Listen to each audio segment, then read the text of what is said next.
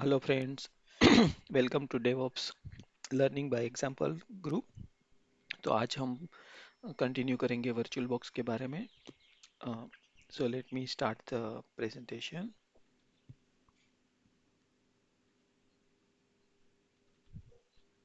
Okay, so आप सबके पास एक्सेस है। It's in module 5 virtualization first topic. So very first thing is introduction to virtualization. Virtualization क्या है और उसकी क्यों ज़रूरत है। ओके, सो डेफिनेशन से स्टार्ट करते हैं। सो वर्चुअलाइजेशन क्या होता है कि बेसिकली जब आपके एप्लीकेशन को रन होने के लिए कुछ रिसोर्सेज चाहिए, और रिसोर्सेज बोले तो आपको CPU, memory and hard disk. Okay, तो अभी कैसा है कि मॉडर्न एप्लीकेशन में आपको टेस्टिंग के लिए मिनिमम रिसोर्स चाहिए, प्रोडक्शन के लिए बहुत ज़्यादा रिसोर्स चाहिए। ओके, और हो सकता है कि आपकी एप्लीकेशन को जितने रिसोर्स चाहिए उससे उतनी साइज के रिसोर्स अवेलेबल ना हो। Okay, for example if you want to run any web application जो nginx बेस पे है, तो उसके लिए 2 GB और 4 GB मेमोरी सफिशिएंट है। बट आजकल आप सर्वर लेने जाओगे तो 4 GB मेमोरी के सर्वर बहुत कम मिलते हैं। तो कैसा किया जाए? सो वो प्रॉब्लम सॉल्व करने के लिए वर्चुअलाइजेशन टेक्नोलॉजी यूज़ करते हैं, ताकि कंपनी एक बड़ा सा सर्वर खरीदते हैं। जैसे यहाँ पे शेयर्ड स्टोरेज है और ये 1 2 3 फिजिकल सर्वर है। इसका बाय एग्जांपल देखो, तो ये फिजिकल सर्वर में बहुत सारे वर्चुअल मशीन रन होते हैं।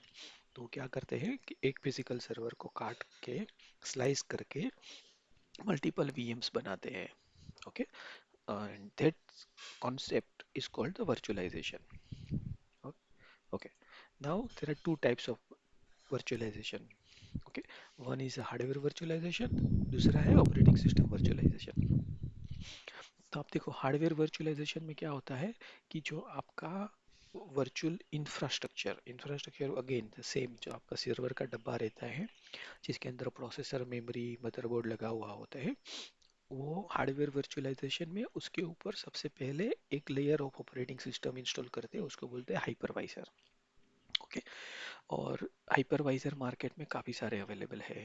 जैसे VMware का हाइपर वी हो गया, VMware का EXX हो गया, ओरेकल का ओरेकल सर्वर हाइपरवाइजर है। फिर उसके बाद माइक्रोसॉफ्ट का हाइपर वी हाइपरवाइजर है। ओके, सो ये हाइपरवाइजर होते हैं। और हाइपरवाइजर क्या होता है कि सबसे छोटा सा एप्लीकेशन रहता है। It's basically operating system which will be very small और टाइनी इन नेचर। ओके, और उसके ऊपर से फिर आप वो हाइपरवाइजर को कनेक्ट करके सर्वर बनाते हैं। अंदर छोटे छोटे सर्वर को स्लाइस करते हैं आपके रिसोर्सेज। उसको बोलते हैं वर्चुअल मशीन। ओके, और उस वर्चुअल मशीन में आप ऑपरेटिंग सिस्टम इंस्टॉल करते हो। वो ऑपरेटिंग सिस्टम को बोलते हैं गेस्ट ओएस। ओके, और guest OS can be anything, जैसे आपका उबंटू हो गया, फिर आपका विंडोज हो गया, आपका मैक हो गया, right. So that is called operating system. तो ये जो पूरा है उसको बोलते हैं हार्डवेयर हार्डवेयर वर्चुअलाइजेशन। अभी इसके राइट साइड में जो दूसरा बगल में पिक्चर है वो कंटेनर्स है, but let's I will give you example in terms of operating system virtualization. So operating system virtualization में क्या होता है, अंडरलाइंग में सेम रहता है आपके डब्बे। जो आपका सर्वर हो गया, मेमोरी हो गया, डिस्क हो गया, उसके ऊपर एक ऑपरेटिंग सिस्टम इंस्टॉल होता है। जैसे आपका उबंटू हो गया या विंडोज हो गया, मैक हो गया। ठीक है, ऑन टॉप ऑफ दैट यहाँ पे आपका जो कंटेनर इंजन की जगह पे आपका उसके अंदर आपका गेस्ट ओएस बनेगा इधर। ओके, तो और वो गेस्ट ओएस में आपका मल्टीपल ऑपरेटिंग सिस्टम बनेगा। तो दोनों का डिफरेंस क्या है ये दोनों का? तो यहाँ पे जो है वो हाइपरवाइजर है और यहाँ पे पूरा ऑपरेटिंग सिस्टम है। तो हाइपरवाइजर में और ऑपरेटिंग सिस्टम में क्या फ़र्क है? ऑपरेटिंग सिस्टम, जैसे कोई example Windows low, it will be very huge, right. तो वो बड़ा ऑपरेटिंग सिस्टम है, उसमें काफ़ी सारे बग्स भी हो सकते हैं, सिक्योरिटी प्रॉब्लम भी होते हैं, मेंटेनेंस भी डिफिकल्ट होता है। उसकी कंपेयर में हाइपरवाइजर में एडवांटेज ये है कि it will be small operating system, तो आप लोग आराम से उसको इजीली मेंटेन कर सकते हो। और हाइपरवाइजर का काम क्या है, सिर्फ गेस्ट ओएस को सपोर्ट करना। तो उसकी फंक्शनैलिटी भी टू बी स्पेसिफिक रहेगी। तो उसके काफ़ी सारे एडवांटेज है। ओके, तो ये हो गया अपना टाइप्स ऑफ वर्चुअलाइजेशन। अभी हम नेक्स्ट टॉपिक पे जाते हैं, बेनिफिट ऑफ वर्चुअलाइजेशन। तो वर्चुअलाइजेशन का बेनिफिट क्या हुआ?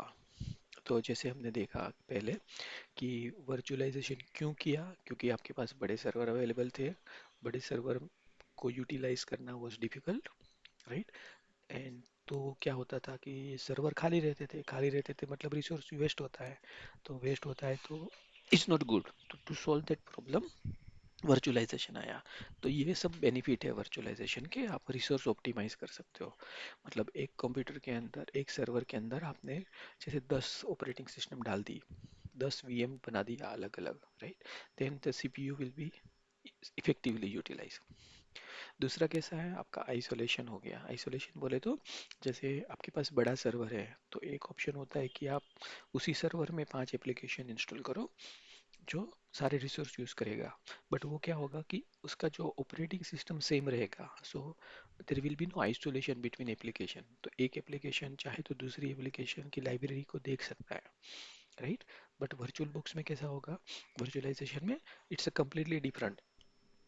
तो आपका आइसोलेशन हो गया। Then it's a flexibility and scalability, जैसे मैंने आपको बताया इट्स क्वाइट फ्लेक्सिबल। आपका VM if you want to move from one server to दूसरे सर्वर में बहुत ही ईजी से चला जाता है, ठीक है? दूसरा आपका स्केलेबिलिटी, जैसे आपका एक वीएम है जो आपने इनिशियल असाइन किया था 2 GB मेमोरी, उसको आप 4 GB आराम से कर सकते हो। और last and not least cost saving, because जब आप एक ही सर्वर बाय करते हो जो काफ़ी